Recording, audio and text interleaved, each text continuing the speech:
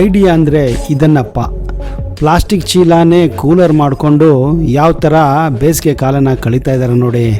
ಇಂತಹ ಐಡಿಯಾಗಳು ಬೇರೆಲ್ಲೂ ಸಿಗೋದಿಲ್ಲ ಸ್ವಾಮಿ, ಇಂಡಿಯಾದಲ್ಲಿ ಮಾತ್ರ.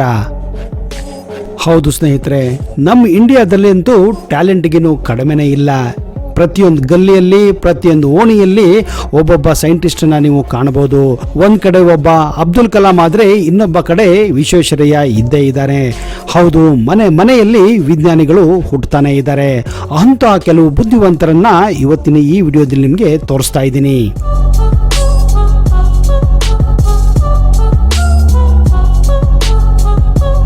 ಶಬಾಷ್, ಮನೆಯಲ್ಲಿ ಶಾವರ್ ಇಲ್ಲ ಅಂದರೆ ಯಾಕ್ರಿ ತಲೆ ಕೆಡಿಸ್ಕೋಬೇಕು?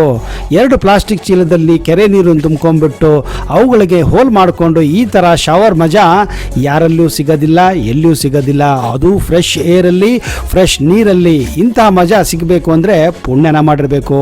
ಆದರೆ ತಲೆ ಓಡಿಸಿದ್ ನೋಡ್ರಿ, ಅಬ್ಬಬ್ಬಾ, ಅದ್ಭುತ ಅದ್ಭುತ. ನಿಜಕ್ಕೂ ಇಂತಹ ಅಬ್ದುಲ್ ಕಲಾಂಗಳು ಪ್ರತಿಯೊಂದು ಗಲ್ಲಿಯಲ್ಲೂ ಇದ್ದೇ ಇದ್ದಾರೆ. ಹಿಂದೆ ಹಳ್ಳಿಗಳಲ್ಲಿ ಬಾಹುಬಲಿ ಥರ ಕೊಡಗಳನ್ನು ಒಂದು ಏರಿಯಾದಿಂದ ಇನ್ನೊಂದು ಏರಿಯಾಕ್ಕೆ ಹೊತ್ಕೊಂಡು ಹೋಗ್ತಾ ಇದ್ರು. ಆದರೆ ಇಲ್ಲಿಯ ಮಾಡರ್ನ್ ಬಾಹುಬಲಿ ನೋಡಿ, ಎಷ್ಟು ಚಮತ್ಕಾರದಿಂದ, ಎಷ್ಟು ಪವಾಡದಿಂದ ತಲೆ ಓಡಿಸಿ ಎಷ್ಟೆಷ್ಟು ಬಕೆಟ್ಗಳನ್ನು ಎತ್ಕೊಂಡು ಹೋಗ್ತಾ ಇದ್ದಾನೆ. ಹ್ಯಾಟ್ಸ್ ಆಫ್ ಅಂದರೆ ಹ್ಯಾಟ್ಸ್ ಆಫ್ ಹೇಳಬೇಕು ಇಂಥವ್ರಿಗೆ. ಇವರೇ ನೋಡಿ ಬ್ರಿಲಿಯಂಟ್ ಜೀನಿಯಸ್ ಅಂತ ಹೇಳೋದಕ್ಕೆ ನಮಗೆ ಹೆಮ್ಮೆ ಆಗುತ್ತೆ.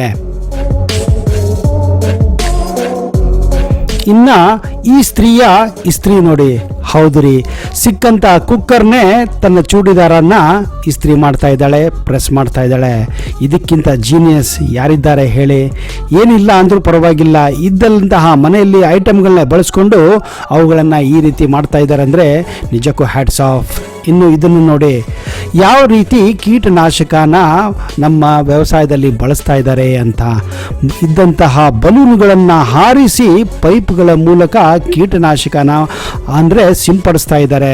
ಅವುಗಳಿಗೆಲ್ಲ ಸ್ಪ್ರೇ ಬೇಕಾಗಿಲ್ಲ, ಏನು ಬೇಕಾಗಿಲ್ಲ. ಇದ್ದಂತಹ ಬಲೂನ್ಗಳನ್ನು ಪೈಪ್ ಮೂಲಕ ಹಾಕಿ, ನಿಜ ಹೇಳಬೇಕೆಂದ್ರೆ ದಿನದಿಂದ ದಿನಕ್ಕೆ ನಮ್ಮ ರೈತ ಕೂಡ ಸ್ಮಾರ್ಟ್ ಆಗ್ತಾ ಇದ್ದಾನೆ ಅನ್ನೋದಕ್ಕೆ ಇದೇ ಸಾಕ್ಷಿಯಾಗಿದೆ.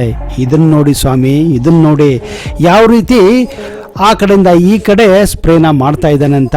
ನೀವು ಕೂತ್ಕೊಂಡು ಆರಾಮವಾಗಿ ಒಂದು ಫ್ಯಾನ್ಗೆ ಒಂದು ಪೈಪನ್ನು ಹಾಕಿದರೆ ತನ್ನಂತಾನೇ ಅದು ಸ್ಪ್ರೇ ಮಾಡ್ತಾ ಇದೆ. ಆ್ಯಕ್ಚುಲಿ ಇದಕ್ಕೆ ನಾವು ಲೈಕನ್ನು ಕೊಡಲೇಬೇಕು, ಲೈಕ್ ಮಾಡಲೇಬೇಕು ಈ ಒಂದು ಅದ್ಭುತ ಐಡಿಯಾಗೆ. ಇನ್ನು ಇದನ್ನು ನೋಡಿ ಸ್ವಾಮಿ, ಮಾಡರ್ನ್ ಕ್ರೇನ್ ಅಂತಾರೆ. ಮಾಡರ್ನ್ ಕ್ರೇನ್ ಇಲ್ಲ ಅಂದರೆ ಯಾಕೆ? ಮನೆ ಕಟ್ಟಕ್ಕೆ ದುಡ್ಡು ಕಡಿಮೆ ಆದಾಗ ಇಂತಹ ಜುಗಾಡುಗಳನ್ನೇ ಮಾಡಿ ಈ ರೀತಿ ಕ್ರೇನ್ ಮಾಡಿ ಕೆಳಗಿರುವ ಇಟ್ಟಿಗೆಗಳನ್ನು ಫಸ್ಟ್ ಫ್ಲೋರ್ಗೆ ಕಳಿಸ್ತಾ ಇದ್ದಾರೆ ಅಂದರೆ ಇದಕ್ಕಿಂತ ಜೀನಿಯಸ್ ಐಡಿಯಾ ಬೇಕಾ? ಇಂಥವರೆಲ್ಲ ಎಲ್ಲಿದ್ದರು ಸ್ವಾಮಿ? ಎಲ್ಲಿಂದ ಬರ್ತಾರೆ? ಏನು ತಲೆಗಳು ಇವೆಲ್ಲ? ಅದ್ಭುತ ಅದ್ಭುತ. ಇವತ್ತು ನಾವುಗಳೆಲ್ಲ ಫೋಟೋ ತೆಗೆಸ್ಕೋಬೇಕು ಅಂದರೆ ಫೋಟೋಶಾಪ್ ಆಗಲಿ ಅಥವಾ ಯಾವುದೋ ಒಂದು ಸ್ಟುಡಿಯೋಗೆ ಹೋಗೋದು ಕಡಿಮೆನೇ ಆಗಿ ಹೋಗಿದೆ. ಯಾಕಂದರೆ ಎಲ್ಲರ ಕೈಯಲ್ಲೂ ಮೊಬೈಲ್ ಇರೋದ್ರಿಂದ ಯಾರು ಬೇಕಾದರೂ ಎಷ್ಟು ಬೇಕಾದರೂ ಫೋಟೋಗಳನ್ನು ತೆಗಿಬೋದು. ಆದರೆ ಒಂದು ಕಾರಣಕ್ಕೆ ನಾವು ಇವತ್ತಿಗೂ ಫೋಟೋ ಸ್ಟುಡಿಯೋಗೆ ಹೋಗ್ತೀವಿ. ಯಾವುದು ಗೊತ್ತಾ? ಪಾಸ್ಪೋರ್ಟ್ ಸೈಜ್ ಫೋಟೋ ತೆಗೆಯೋಕ್ಕೆ. ಯಾಕಂದರೆ ಅದಕ್ಕೆ ಬ್ಯಾಕ್ಗ್ರೌಂಡು ಈಗಲೇ ಬೇಕು. ಈ ಅಪ್ಪ ನೋಡಿ, ಬ್ಲೂ ಬ್ಯಾಕ್ಗ್ರೌಂಡ್ಗೋಸ್ಕರ ಮಾಡಿದ್ದಾದರೂ ಏನು, ಹಾಸಿಗೆ ಮೇಲೆ ಮಲಗಿಸಿಯೇ ಪಾಸ್ಪೋರ್ಟ್ ಸೈಜ್ಗಾಗಿ ಫೋಟೋ ತೆಗಿತಾ ಇದ್ದಾನೆ. ಇಂತಹ ಅದ್ಭುತ ಕಲಾಕಾರ ನಾವು ನೋಡೇ ಇಲ್ಲ ಸ್ವಾಮಿ, ನೋಡೇ ಇಲ್ಲ. ಇನ್ನು ಇದಕ್ಕಾಗೆ ನೋಡಿ ಯಾವ ರೀತಿ ಕುಣಿತಾ ಇದ್ದಾರೆ. ಮದುವೆಗೋಸ್ಕರ ಎಲ್ಲರೂ ಕಾರು, ಫ್ಲೈಟು, ಬಸ್ಸಲ್ಲಿ ಬಂದರೆ ಇಲ್ಲಿ JCB ಮೂಲಕ ಟ್ರಕ್ನಿಂದ ಬಂದಂತಹ ಅತಿಥಿಗಳನ್ನು ಇಳಿಸ್ತಾ ಇದ್ದಾರೆ. ನಿಜಕ್ಕೂ ಇದು ಕೂಡ ಅದ್ಭುತ ಆದಂತಹ ಐಡಿಯಾನೇ. ಈ ಒಂದು ವಿಡಿಯೋ ನಿಜಕ್ಕೂ ತುಂಬಾ ವೈರಲ್ ಆಗಿತ್ತು. ಯಾಕಂದರೆ ಇದರಲ್ಲಿ ಹೆಣ್ಮಕ್ಳು ಒಂದು ಟ್ರಕ್ನಿಂದ ಇಳಿಬೇಕಂದ್ರೆ ಅವ್ರಿಗೆ ತುಂಬಾ ಜಾಸ್ತಿ ಆದಂತಹ ಎತ್ತರ ಆಗಿತ್ತು. ಅದಕ್ಕೆ ಈ ಒಬ್ಬ ವ್ಯಕ್ತಿ ಅಲ್ಲೇ ನಿಂತಿದ್ದ ಒಂದು JCBನ ಕರೆಸಿ ಮೊದಲು ಆ ಎಲ್ಲ ಹೆಣ್ಮಕ್ಳನ್ನು ಆ JCBಯಲ್ಲಿ ಇಳಿಸಿ ಆಮೇಲೆ ಅವರನ್ನು ಒಬ್ಬೊಬ್ಬರನ್ನ ರಸ್ತೆಗಿಳಿಸಿದ್ದಾರೆ. ಇಂತಹ ಐಡಿಯಾಗಳು ನಮ್ಮ ಭಾರತ ದೇಶದಲ್ಲಿ ಮಾತ್ರ ಹುಟ್ಟೋದ್ರಿ. ಇಂತಹ ಬ್ರಿಲಿಯಂಟ್ ಐಡಿಯಾ ಇರುವಂತಹ ಬುದ್ಧಿವಂತರು ಬ್ರೇನ್ಗಳು ಇಲ್ಲೇ ನಮಗೆ ಸಿಗೋದು. ನೋಡ್ತಾ ಇದ್ದೀರಾ ಯಾವ ರೀತಿ ಇದ್ದಕ್ಕೆ ಇದ್ದ ಹಾಗೆ ಅಲ್ಲೇ ನಿಂತಿರೋ JCBನ ಬಳಸಿ ಒಂದು ಹೊಸ ಒಂದು ಐಡಿಯಾನ ಕ್ರ್ಯಾಕ್ ಆಗಿದ್ದು ಅಂದ್ಬಿಟ್ಟು ಈ ರೀತಿ ಹೆಣ್ಮಕ್ಳನ್ನು ಅಲ್ಲಿಂದ ಇಳಿಸಿದ್ದಾರೆ. ಸ್ನೇಹಿತರೆ, ಇವತ್ತು ನಾವು ಹೆಲ್ಮೆಟ್ ಇಲ್ಲದೆ ರೋಡಲ್ಲಿ ಓಡಾಡೋದು ತುಂಬ ಕಷ್ಟ. ಇಲ್ಲ ಅಂದರೆ ಪೊಲೀಸರು ಹಿಡಿದೇ ಬಿಡ್ತಾರೆ.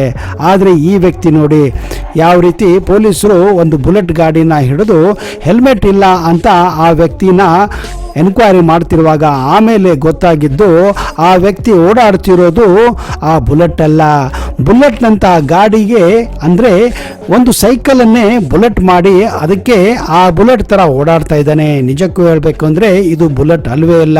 ಬುಲೆಟ್ ಆದರೆ ಮಾತ್ರ ಪೊಲೀಸರು ಹಿಡಿದು ಹೆಲ್ಮೆಟನ್ನು ಕೇಳ್ಬೋದು, ಆದರೆ ಸೈಕಲ್ ಓಡಿಸೋರಿಗೆ ಯಾರು ತಾನೇ ಹೆಲ್ಮೆಟ್ ಕೇಳಿಸ್ತಾರೆ? ಇಲ್ವಾ?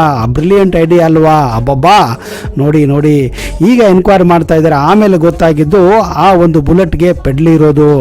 ಎಂತಹ ಬ್ರಿಲಿಯಂಟ್ ಐಡಿಯಾ ಅಲ್ವಾ? ನೋಡಿ ಈ ವ್ಯಕ್ತಿ ನೋಡಿ, ಅದು ಸೈಕಲ್ ಕಣ್ರಿ, ಬುಲೆಟ್ ಅಲ್ಲ. ಇನ್ನೆಂಗ್ರಿ ನಾನು ಹೆಲ್ಮೆಟ್ ಹಾಕೋಕ್ಕಾಗತ್ತೆ ಅಂತ ಆ ವ್ಯಕ್ತಿ ಕೇಳಿದ್ದಾನೆ. ಇದನ್ನು ಕಂಡು ಪೊಲೀಸರು ಕೂಡ ಹವ್ವಾರಿ ಹೋಗಿದ್ದಾರೆ. ಅವರು ಕೂಡ ಈ ಐಡಿಯಾನ ಬ್ರಿಲಿಯಂಟ್ ಅಂದಿದ್ದಾರೆ. ನಿಜಕ್ಕೂ ಮೆಚ್ಚಲೇಬೇಕು ನಮ್ಮ ಭಾರತೀಯರ ಈ ಐಡಿಯಾಗಳನ್ನು. ಇನ್ನು ಬಸ್ಗಳೇ ಈಗ ಟ್ರೈನ್ಗಳಾಗ್ತಾ ಇದ್ದಾವೆ ಅಂದಮೇಲೆ ಇನ್ನೇನು ಐಡಿಯಾಗಳು. ಸೈಕಲ್ ಕೂಡ ಬುಲೆಟ್ ಆಗೋದ್ರಲ್ಲಿ ಏನು ದೊಡ್ಡ ಮಾತಂತೀರಾ? ಹೌದು, ಈಗ ಬುಲೆಟನ್ನು ಬಳಸಿ ಅಂದರೆ ಸೈಕಲನ್ನು ಬಳಸಿ ಬುಲೆಟ್ ಮಾಡಿಕೊಂಡು ಬುಲೆಟ್ ಥರ ಓಡಾಡೋ ಜನ ತುಂಬಾ ಆಗಿದ್ದಾರೆ. ರೋಡಿಗೂ ಈ ಥರ ಐಡಿಯಾಗಳು ನೀವು ಕಾಣ್ಬೋದು, ನೋಡ್ಬೋದು.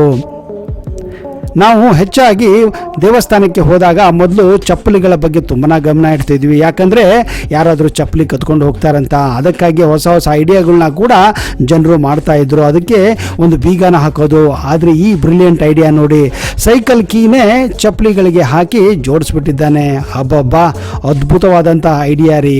ಯಾರಿಗೆ ತಾನೇ ಸಿಗುತ್ತೆ ರೀ ಇಂಥ ಐಡಿಯಾ? ನಿಜಕ್ಕೂ ಇಂಥ ಬುದ್ಧಿವಂತರು ಈಗಲೂ ಇದ್ದಾರಲ್ಲ, ಅದುವೇ ಗ್ರೇಟ್ ಅಲ್ವಾ? ಎರಡು ಜುಟ್ಟುಗಳು ಮನೆಯಲ್ಲಿದ್ದರೆ ಜಗಳ ಖಾಯಂ. ಹೌದು, ಇಲ್ಲಿ ನೋಡಿ, ಬೇಸಿಗೆ ಕಾಲದಲ್ಲಿ ನನಗೆ ಫ್ಯಾನ್ ಬೇಕು, ನಿನಗೆ ಫ್ಯಾನ್ ಬೇಕು ಅಂತ ಇಬ್ಬರು ಹುಡುಗಿಯರು ಹೊಡೆದಾಡ್ತಾ ಇದ್ದಾರೆ. ಅಲ್ಲಿ ಬಂದಂತಹ ಆ ಬಾಯ್ ಫ್ರೆಂಡು ಏನು ಮಾಡಬೇಕು ಅಂತ ಗೊತ್ತಾಗ್ತಾ ಇಲ್ಲ. ಅವ್ರಿಗೆ ಸಮಾಧಾನ ಮಾಡಿ ತನ್ನ ಪ್ಯಾಂಟನ್ನು ಬಿಚ್ಚಿ ಮಾಡಿದ್ದ ಐಡಿಯಾ ನೋಡಿದ್ರೆ ನಿಜಕ್ಕೂ ನೀವು ಗಾಬರಿ ಆಗ್ತೀರಾ. ಇಲ್ಲಿ ನೋಡಿ, ಕಣ್ಣಾರೆ ನೋಡಿ ಸ್ವಾಮಿ, ಯಾವ ರೀತಿ ಇಬ್ಬರು ಹುಡುಗಿಯರಿಗೆ ಗಾಳಿ ಕೊಡೋಕ್ಕೆ ಈ ಯಪ್ಪ ಮಾಡಿದಂತಹ ಐಡಿಯಾ ನಿಜಕ್ಕೂ ಬ್ರಿಲಿಯಂಟ್ ಆದಂತಹ ಐಡಿಯಾನೇ. ನಿಜಕ್ಕೂ ಈ ಒಬ್ಬ ಜೀನಿಯಸ್ ಅಂತಾನೆ ಹೇಳ್ಬೋದು. ಇಂತಹ ಜೀನಿಯಸ್ ಐಡಿಯಾಗಳು ನಿಮ್ಮಲ್ಲೇನಾದರೂ ಇದ್ದರೆ ದಯವಿಟ್ಟು ಕಮೆಂಟ್ ಬಾಕ್ಸಲ್ಲಿ ಹಾಕಿ. ಇಂತಹದೇ ಇನ್ನಷ್ಟು ಬುದ್ಧಿವಂತ ಐಡಿಯಾಗಳನ್ನು ಮುಂದಿನ ಸಂಚಿಕೆಯಲ್ಲಿ ಮತ್ತೆ ತರುತ್ತೇನೆ. ಅಲ್ಲಿವರೆಗೆ ಜೈ ಹಿಂದ್, ಜೈ ಕರ್ನಾಟಕ. ನಿಮಗೆಲ್ಲ ಶುಭವಾಗಲಿ.